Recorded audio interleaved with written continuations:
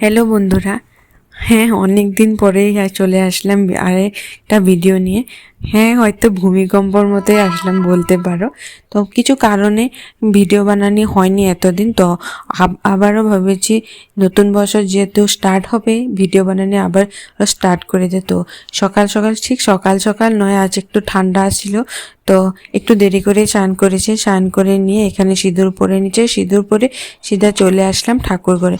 ঠাকুর গিয়ে তারপরে ঠাকুর ঘরটা একটু পরিষ্কার করে মুছে নিলাম। মুছে চলে আসলাম ঠাকুরের বাসনপত্রগুলো ধুতে। আজকে না এত ঠান্ডা ছিল, টেপের জলগুলো কি বরফের মতো বেরোচ্ছিল।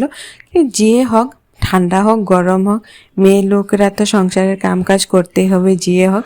তা ওটার বাসনপত্রগুলো দিয়ে কিছুদিন ধরে না আমি একটু ভাগবত পড়া শুরু করেছি। তো ওটাই আমি ভাগবতটা পড়ে নিলাম। পড়ে নিয়ে এখানে আমি রাত্রে ভিজিয়ে রাখছিলাম ড্রাই ফ্রুটস, আর লগে একটা কলা নিয়ে নিচ্ছে, ওটাই খেয়ে দিয়ে চলে আসলাম। চলে আসলাম কাপড়গুলো মেলার জন্য। এসে দেখলাম কি 11:30 মানে বাজে মনে হয় যখন আমি আসলাম উপরে।